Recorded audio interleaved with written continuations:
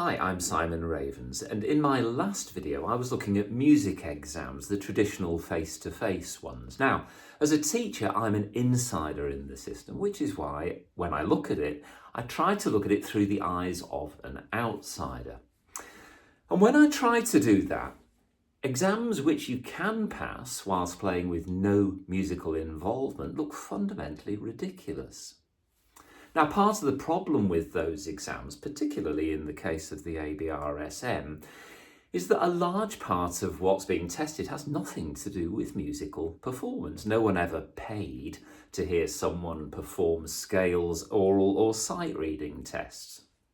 I don't think that those tests are even a sound indicator of a musician. Pavarotti couldn't sight read, and Horowitz saw no point in playing scales. On the other hand, plenty of people have good eyes, ears and fingers but can't move their listeners. The tests are easy to mark objectively, yes, but so what? Well, those traditional tests have no place in the new performance grade exams. It's just real music all the way. Does this suggest that the pursuit of objectivity has at last been given up as futile? If only. Performance grade exams have to be submitted as a single take video recording, most likely performed only to a phone. No examiner is present. Yeah, not even a Martian. I mean, eventually an examiner will listen, but even then they'll remain anonymous. At least with traditional face-to-face exams, you were performing to someone with a face and a name.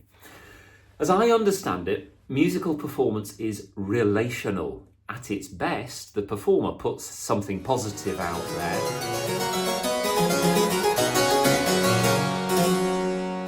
The listener feeds back a positive response. And out of this, a magical, super positive shared experience is created. And I don't see how a child can learn this magic trick just by playing to their phone. I've made plenty of recordings, but there was always a friendly producer offering positive feedback. I loved those recording sessions, and I'd like to think it shows, but I've yet to hear a pupil come back to me and tell me that they loved doing their performance grade recording. And they're recordings, so candidates can repeat their programme until they've got that single take that they're happy with. One teacher told me that a pupil of hers had submitted take 40-something for marking, and I wince at that. Anyway, the fact that these exams have to be submitted as video recordings means that for the first time, the candidate, the teacher, the examiner and the examiner's assessor all have a lasting reference point. And in an age of appeals and litigation, that record brings with it implications. Previously, in the privacy of an exam room, an examiner could have heard your sudden piano in bar 21, where the recipe in the score asks for a sudden forte,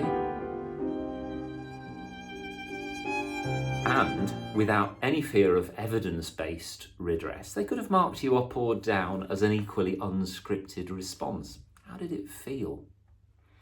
Nowadays, this kind of openly subjective marking would lay the examiner open to account. If the examiner interprets your interpretation unfavourably, it might be the candidate or teacher bringing the examiner to account. They can appeal the mark, and the recording is then reassessed by the examiner's assessor.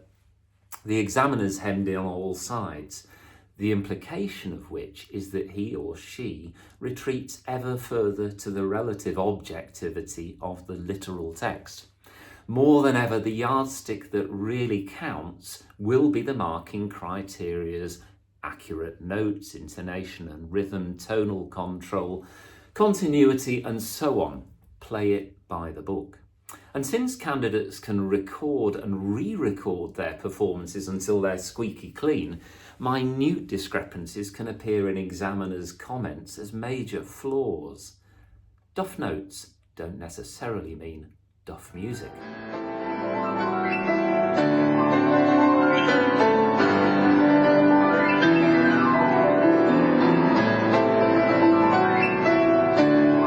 A little bit of personal evidence here.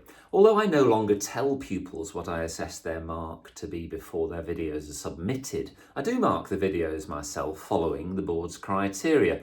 Now, so far I've done about 50 of these, and on average my marks tally with the examiners to about 1%.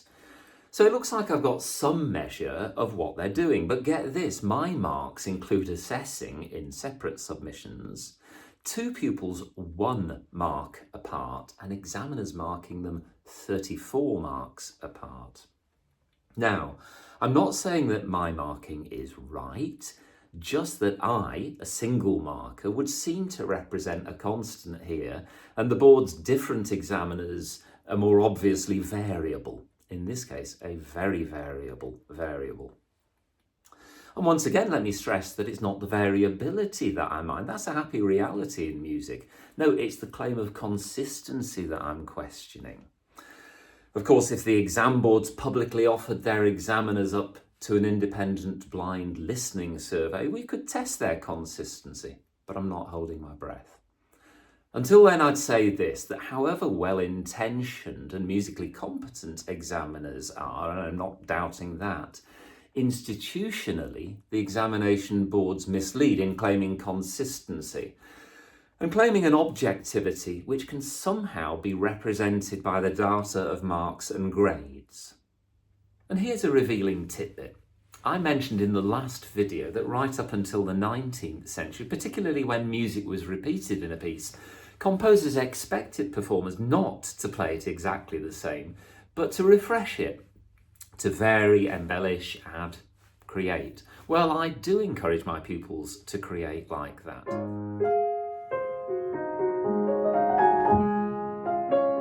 Now, here's the thing.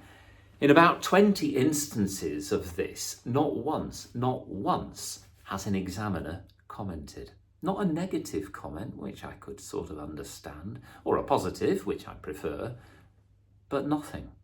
To me, this is like being in a room with someone who's only wearing a flower and me not noticing. Ridiculous.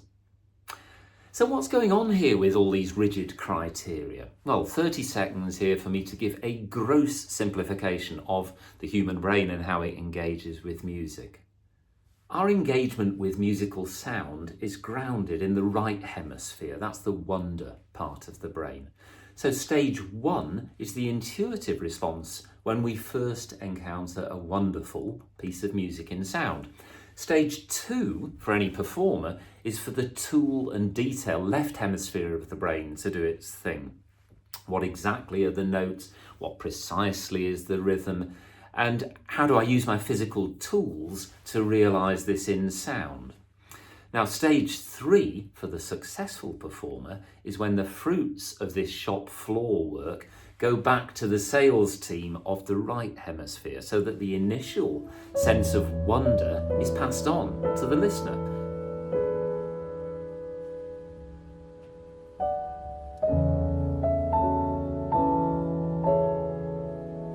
And this is the model, as I understand it, for any successful musical communicator. Wonder, work, wonder. Right, left, right. The wonder part, though, is entirely subjective and utterly inconsistent.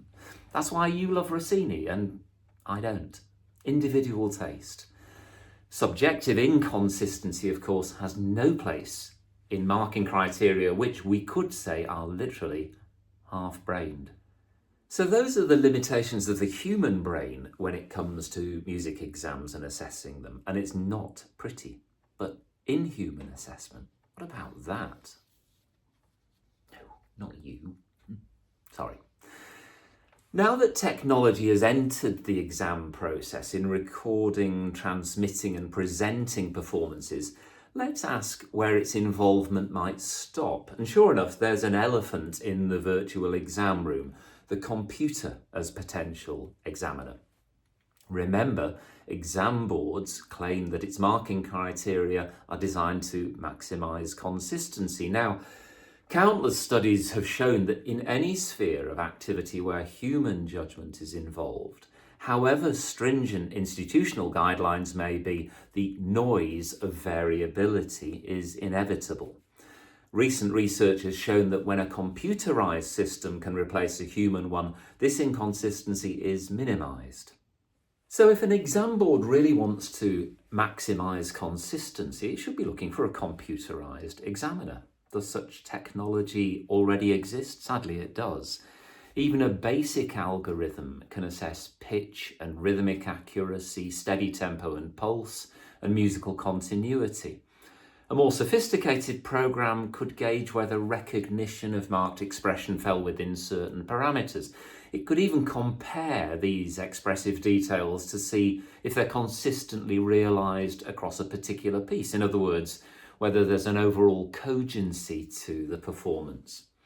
Feed into the program a few videos of popularly communicative performers, and it could even have a stab at assessing communication from visible gestures. And if this is true as I'm saying these words, it'll only be more true when you hear them. Technology, I probably don't need to tell you, is moving fast. If you're reeling in horror at this dystopia, let me remind you that all I've done is take the ABRSM's marking criteria, together with their stated aim of maximising consistency, and suggested the approach already proven in other fields to best achieve these. The fact that a computer could mark at a fraction of the cost of a human would certainly have an exam board's finance director interested, if not its examiners. It's tempting to think that what we've done here is very clever if we've brought technology into the nature of human experience, in this case, the musical experience. But that's not what's happened at all. Think about the language of the marking criteria. Accurate, consistent, controlled, reliable, detail. That's the language of the machine. And now think about the language that we don't find in the criteria. Create, interpret, personal, individual, enjoyment, enthusiasm, difference, originality, and so on. That, in this house at least, is the language of the human. Now, I'm not suggesting that the exam boards are actually going to take the nuclear option of computer as marker, but in a sense, it's irrelevant whether or not that comes to pass. Because the point is that if we're at a stage now where we have anonymous examiners trying to adopt the clinical objectivity of the computer, we might as well take the nuclear option. Cue screaming.